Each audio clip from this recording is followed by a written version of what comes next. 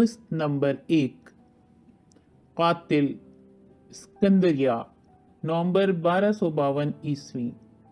بلا شک کنویں کے تاریک پانیوں کی تہ میں وہ اب مردہ ہے، پھر بھی جہاں کہیں میں جاؤں اس کی آنکھیں میرا پیچھا کرتی ہیں، روشن اور مروب کن آنکھیں، اوپر آسمان پر بدشگونی سے معلق 2 ستاروں کی طرح۔ میں اسکندریہ آ گیا اس امید میں کہ اگر میں دور دراز سفر کر جاؤں تو میں ان چپتی یادوں سے فرار ہو سکتا تھا اور میرے دماغ میں گونجتی وہ آہوازاری رک سکتی تھی، وہ آخری چیخ جو اس کے چہرے کے خون میں بھیگنے، اس کی آنکھیں باہر ابلنے اور اس کا گلا ایک ناتمام سانس میں بند ہونے سے پہلے اس کے حلق سے نکلی۔ خنجر گھوپے گئے، زخم کھائے آدمی کا الوداع، پھندے میں پھنسے بیڑیے کی دردناک چیخ۔ جب آپ کسی کی جان لیتے ہیں تو اس شخص کی کوئی چیز آپ میں منتقل ہو جاتی ہے، آہ، خوشبو یا کوئی انداز۔ میں اسے ستم رسیدہ کی بددعا کہتا ہوں۔ یہ آپ کے بدن سے چمٹ جاتی ہے، آپ کی جلد میں گھس کر سیدھی دل کا رخ کرتی ہے اور یوں آپ کے اندر رہنے بسنے لگتی ہے۔ وہ لوگ جو مجھے سڑک پر چلتا پھرتا دیکھتے ہیں کسی طور یہ نہیں جانتے، لیکن میرے اندر ان تمام آدمیوں کے نشانات یا سراغ زندہ ہیں جن کی جانیں میں نے لی ہیں۔ میں کسی نادیدہ ہار کی طرح انہیں اپنی گردن میں پہنتا ہوں، ان کی موجودگی اپنے بدن پر محسوس کرتے ہوئے کسی ہوئی اور بوجھل۔ اگرچہ یہ تکلیف دہ محسوس ہوتا ہے مگر میں اس بوجھ کے ساتھ جینے کا عادی ہو چکا ہوں اور اسے اپنے کام کے حصے کے طور پر قبول کر لیا ہے۔ جب سے قابیل نے حابیل کا قتل کیا ہے، ہر قاتل میں وہ آدمی سانس لیتا ہے جسے اس نے قتل کیا، اتنا تو میں جانتا ہی ہوں۔ مجھے اس پر پریشانی نہیں ہوتی، اب مزید نہیں ہوتی، لیکن پھر پچھلے واقعے کے بعد میں اس قدر بری طرح گڑبڑا کیوں گیا تھا؟ اس بار شروع سے ہی سب کچھ مختلف تھا۔ مثال کے طور پر یہ لے لیں کہ مجھے ذمہ داری کیسے ملی، یا مجھے اس کے بجائے کہنا چاہیے کہ ذمہ داری نے مجھے کیسے تلاش کیا۔ 1248 عیسوی کے موسم بہار کی ابتدا میں قونیہ میں ایک قیبہ خانے کے مالک کے لیے کام کر رہا تھا۔ 2 جنسیہ خواجہ سرا جو اپنے غصے اور غضب کے لیے مشہور تھا، میری ذمہ داری تھی کہ طوائفوں کو قابو کرنے میں اس کی مدد کروں اور جو گاہک آپے سے باہر ہو جائیں انہیں دھمکاؤں۔ مجھے وہ دن واضح طور پر یاد ہے۔ میں ایک طوائف کی تلاش میں تھا جو خدا کی تلاش و جستجو میں قہبہ خانے سے فرار ہو گئی تھی۔ وہ ایک خوبصورت لڑکی تھی جس نے میرا دل توڑا تھا، اور اب جب میں اس کو پکڑ لیتا تو میں اس کا چہرہ اس بری طرح مسخ کرنے والا تھا کہ کوئی بھی مرد اس پر کبھی دوسری نظر نہ ڈالنا چاہتا۔ میں اس بے وقوف عورت کو پکڑنے کے قریب ہی تھا جب مجھے اپنی دہلیز پر ایک پراسرار خط ملا۔ میں نے لکھنا پڑھنا کبھی نہ سیکھا تھا، سو میں اسے مدرسے لے گیا جہاں میں نے خط پڑھنے کے لیے ایک طالب علم کو ادائیگی کی۔ کھلا یہ کہ وہ ایک گمنام خط تھا جس کے آخر میں درج تھا: چند سچے مسلمان۔ ہمیں مستند ذرائع سے معلوم ہوا ہے کہ تم کہاں سے ہو اور تم اصل میں کون ہو۔ خط میں لکھا تھا: حشاشین کے پرانے رکن ہو۔ ہم یہ بھی جانتے ہیں کہ حسن بن صبا کی موت اور تمہارے رہنماؤں کے حراست میں لیے جانے کے بعد تنظیم ویسی نہیں رہی جیسی کبھی ہوا کرتی تھی۔ تم سزا سے بچنے کے لیے قونیہ آئے ہو اور تب سے تم بھیس میں ہو۔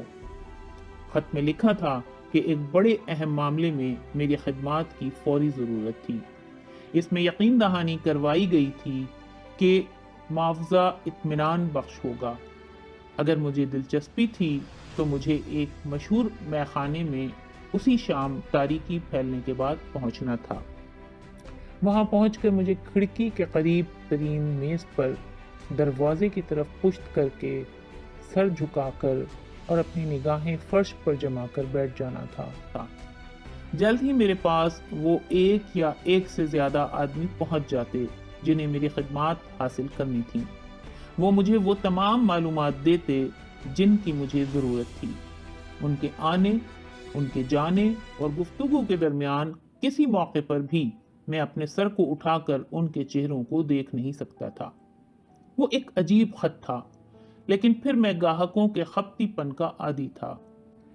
برسوں میں میری خدمات ہر طرح کے لوگوں نے حاصل کی تھیں اور ان میں سے بیشتر اپنے نام خفیہ رکھنا چاہتے تھے۔ تجربے نے مجھے یہ سکھایا تھا کہ اکثر و بیشتر جو گاہک زیادہ سختی سے اپنی شناخت چھپانا چاہتا ہے وہ اپنے شکار کے اسی قدر قریب ہوتا ہے، لیکن یہ میرا درد سر نہیں تھا۔ میرا کام تھا قتل کرنا، اپنی ذمہ داری کے عقب میں موجود اسباب کی تفتیش کرنا میرا کام نہ تھا۔ برسوں پہلے جب سے قلعہ الموت کو چھوڑا تھا میں نے اپنے لیے اسی زندگی کا انتخاب کیا تھا۔ میں بہرحال سوال شاذ و نادر ہی کرتا تھا۔ میں سوال کروں بھی کیوں؟ جن لوگوں کو میں جانتا ہوں ان میں سے بیشتر کم سے کم کسی ایک شخص سے چھٹکارا پانا چاہتے ہیں۔ یہ حقیقت ہے کہ وہ اس بارے میں کچھ کرتے نہیں، اس کا یہ مطلب نہیں کہ وہ قتل کرنے کی خواہش سے مامون ہیں۔ در حقیقت ہر کوئی کسی نہ کسی کی جان لینا چاہتا ہے۔ لوگ اس بات کو تب تک نہیں سمجھتے جب تک یہ خود ان کے ساتھ پیش نہیں آتا۔ وہ خود کو قتل کے ناقابل سمجھتے ہیں، لیکن یہ صرف اتفاق کا معاملہ ہے۔ بعض اوقات ان کے غصے کو ہوا دینے کے لیے ایک اشارہ ہی کافی ہوتا ہے۔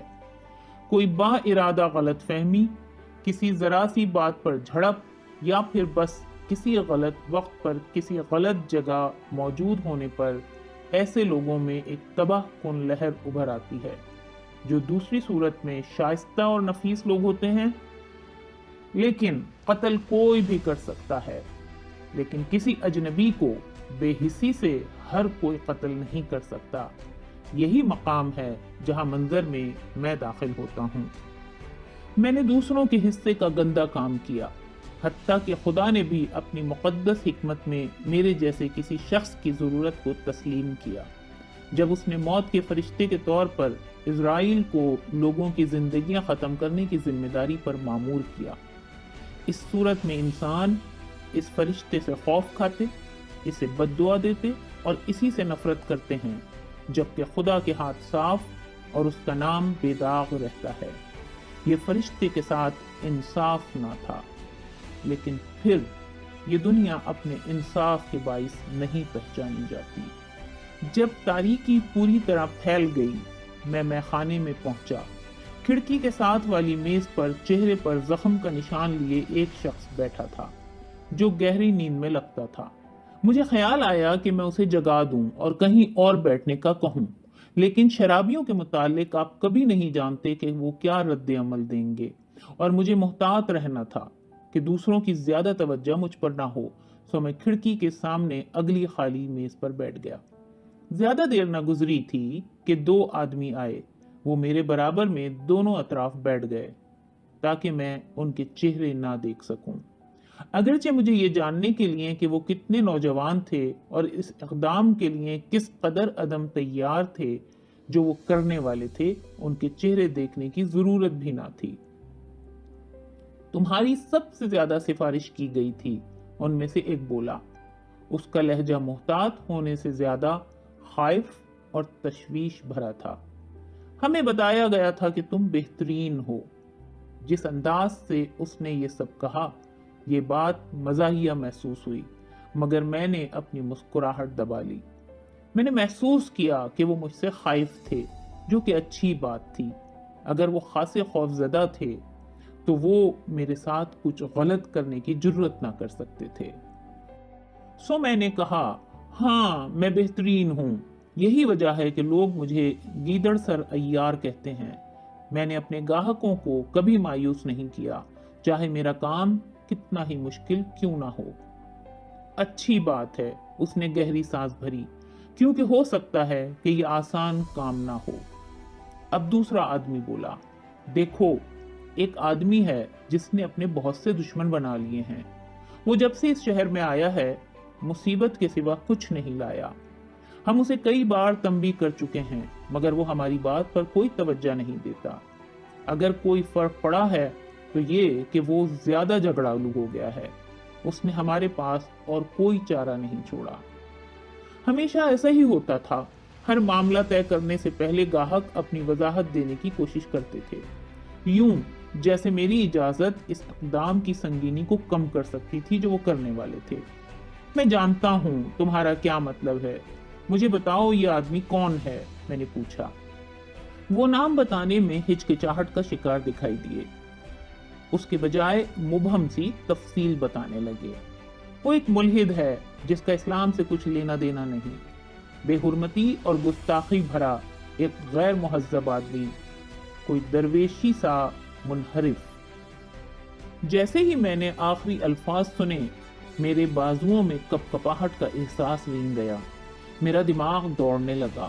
میں نے ہر قسم کے لوگ قتل کیے تھے، نوجوان، بوڑھے، مرد اور عورتیں، لیکن درویش، کوئی ایمان والا شخص، ان میں سے کوئی بھی نہیں تھا۔ میری اپنی تہمات تھیں اور میں خدا کے غضب کو بلاوا نہیں دینا چاہتا تھا کہ سب کچھ کے باوجود میں خدا پر یقین رکھتا تھا۔ مجھے خدشہ ہے کہ مجھے انکار کرنا ہوگا، میرا نہیں خیال کہ میں کسی درویش کی جان لے سکتا ہوں، تم کسی اور کو تلاش کر لو۔ یہ کہہ کر میں رخصت ہونے کے لیے اٹھ کھڑا ہوا، لیکن ان میں سے ایک آدمی نے میرا ہاتھ تھام لیا اور التجا کی، ٹھہرو، برائے مہربانی، تمہارا معاوضہ تمہاری کوشش کے موافق ہوگا، تمہارا جو بھی معاوضہ ہے ہم اس سے دگنا دینے کو تیار ہیں۔ 3 گنا کے بارے میں کیا کہتے ہو؟ میں نے اس بارے میں قائل ہو کر پوچھا کہ وہ اتنی زیادہ رقم نہیں دے پائیں گے، لیکن مجھے حیرت ہوئی جب ذرا سی ہچکچاہٹ کے بعد دونوں راضی ہو گئے۔ میں سراسیمہ ہو کر واپس بیٹھ گیا۔ اتنی رقم کے ساتھ میں آخر کار آسانی سے اپنے لیے دلہن حاصل کر کے شادی کر سکتا تھا اور گزر بسر کیسے ہو اس پر فکر مند ہونا چھوڑ سکتا تھا۔ کوئی درویش تھا یا نہیں، اس رقم کے عوض تو کوئی بھی قتل کا مستحق تھا۔ اس لمحے میں کیسے جان سکتا تھا کہ میں اپنی زندگی کی سب سے بڑی غلطی کرنے جا رہا تھا اور باقی عمر اس پر پچھتانے میں گزار دیتا؟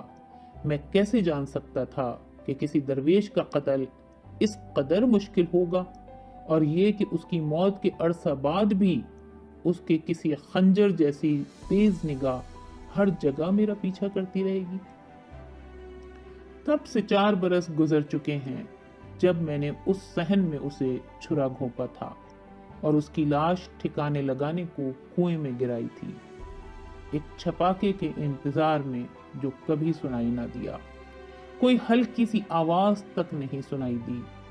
یوں تھا جیسے وہ نیچے پانی میں گرنے کے بجائے اوپر افلاک میں چلا گیا تھا۔